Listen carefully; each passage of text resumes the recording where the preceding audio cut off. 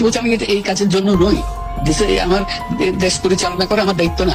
সরকার যেমন গঠন করেছি নামাই তো বেশি সময় লাগবে, 1 মাস পরে সরকার পতন আন্দোলন শুরু করবে। এই জন্য আমরা বলবো এই সকল চিহ্নিত ইসলাম বিদ্বেষী শাহবাগীদের প্রজাতন্ত্রকে সরিয়ে কি পুতুল খেলা, রাষ্ট্র পরিচালনা কি পুতুল খেলা?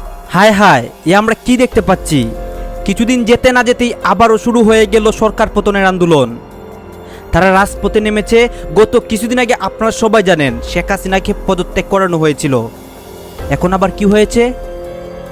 দর্শক শ্রোতা, শেখ হাসিনা কিন্তু স্বৈরাচারী করত। সে সাধারণ জনগণকে বিনা দোষে মেরে ফেলতো এবং সাধারণ শিক্ষার্থীদেরকে সে হত্যা করেছিল। এই দুষ্টাতেই কিন্তু শেখ হাসিনা পালাতে হয়েছে দেশ থেকে। এখন আবার কি হয়েছে? গাইজ, আমাদের দেশের বর্তমান অন্তর্বর্তীকালীন সরকার ডক্টর ইউনূস, তিনি কিন্তু আমাদের বর্তমান সরকার। ওনাকেই অনেকে আলটিমেটাম দিচ্ছে, সেও যদি খারাপ কাজ করে তাকেও পদত্যাগ করতে হবে এবং তাকেও দেশ ছাড়তে হবে। দর্শক শ্রোতা, অনেকে কিন্তু অলরেডি রাজপথে নেমে পড়েছে এবং অনেকে কিন্তু উপদেষ্টাদের বিপক্ষে কথা বলা শুরু করে দিয়েছে। দর্শক শ্রোতা, শেষমেশ কিন্তু এইটার একটা সমাধান হয়। গাইজ, এই সমাধান হয়ে কি আমাদের দেশ শান্ত হয়েছে নাকি অশান্ত হয়েছে? গাইজ, সব কিছুই কিন্তু এই ভিডিওতে দেখতে পারবেন। এই নিয়ে ডক্টর ইউনূস কষ্ট প্রকাশ করে কি বলতেছেন একটু আপনারা দেখতে পারবেন। ভিডিওটা কিন্তু খুবই ইম্পর্টেন্ট, সম্পূর্ণ ভিডিও দেখবেন। এখন কয়েকটা ভিডিও প্লে করব।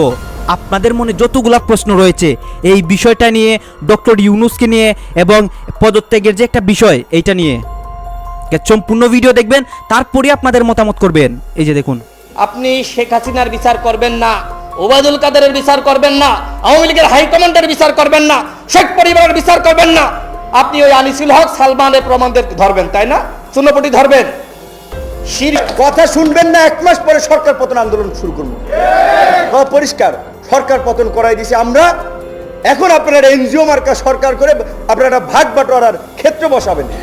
এনজিও মার্কা কাঠামোতে 6 মাস টাকা অসম্ভব হবে। সরকারের রাষ্ট্র পরিচালনার অভিজ্ঞতা ছিল না।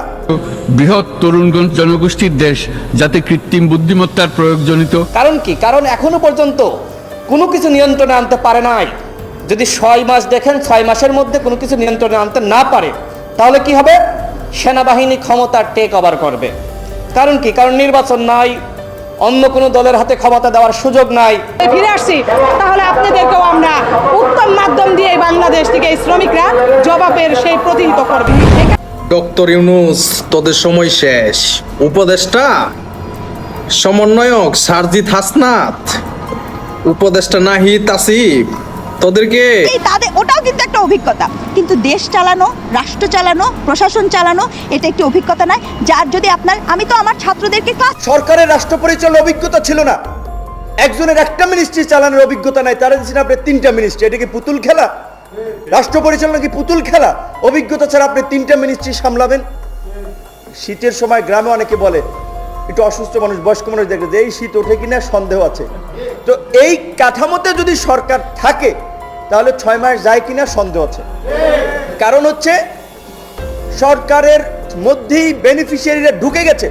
এই সরকারের যারা উপদেষ্টা হয়েছে তাদের ডেডিকেশনটা কি, তাদের কন্ট্রিবিউশনটা কি? লাস্ট 15 ইয়ার্স দেশ জাতির জন্য তাদের কি অবস্থান ছিল? কয়দিন রাজপথে এসেছে, কয়দিন?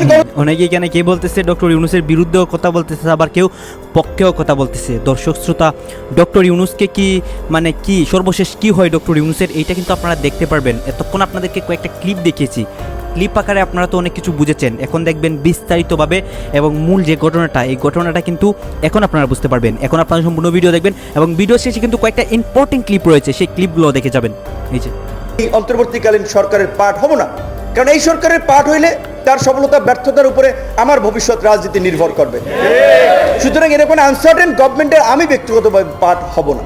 আর পেশাজীবী অধিকার পরিষদ, এই যে গত আমাদের হুজুররা কোথায়? অথচ আমরা দেখতে পাই হুজুরদের দ্বারা এখন পর্যন্ত এই সমাজের যেই সকল নৈতিক উন্নতি, মান উন্নয়ন, দেশের পরিবর্তন হয়েছে, অনেক জেনারেল মানুষের দ্বারা সেটি পরিবর্তন সম্ভব হয় নাই। এখন পর্যন্ত যাদেরকে হুজুর বলে আপনি টিটকারি করেন, আপনি ওই গত বছরের 8ই সেপ্টেম্বর এই রিপোর্টার্স ইউনিটির সাগররুনি হলে নিশ্চয়ই আপনারা জানেন যে আমাদের আজকের নোবেল বিজয়ী আমাদের যে সরকার প্রধান হয়েছেন ডক্টর ইউনূস স্যার, তাকে নিয়ে একটা প্রোগ্রাম করেছিল যে judicial harassment and doctor Yunus, ইংরেজি শিরোনাম ছিল, পাশাপাশি বাংলায় ছিল যে বিচারিক হয়রানি এবং ডক্টর মোহাম্মদ ইউনূস, অর্থাৎ আদালতের মাধ্যমে যে বিচারিক হয়রানি হচ্ছে, আমরা ডক্টর মোহাম্মদ ইউনূস স্যারের ঘটনাটাকে হাইলাইটস করে এই ঘটনাটার মাধ্যমে বিশ্ববাসীর অ্যাটেনশন ড্র করতে চেয়েছিলাম যে doctor Mohammad Yunus is the example. দেখো যে তার মতো একজন নোবেল লরিয়েট ব্যক্তিকে যদি এইভাবে হেনস্থা করা হয়, আমজনতা কী অবস্থায় আছে। এবং এটা আমরা বিভিন্ন ইন্টারন্যাশনাল কমিউনিটিও কানেক্ট করেছিলাম। সেই প্রোগ্রামের ঝুঁকিও ছিল যে যারা বক্তব্য দিচ্ছে আয়োজক, সবার কন্টেম্প বা আদালতের মানহানির যে ট্রেন্ড শুরু হয়েছিল তখন সেইখানে যাওয়ার ঝুঁকি ছিল।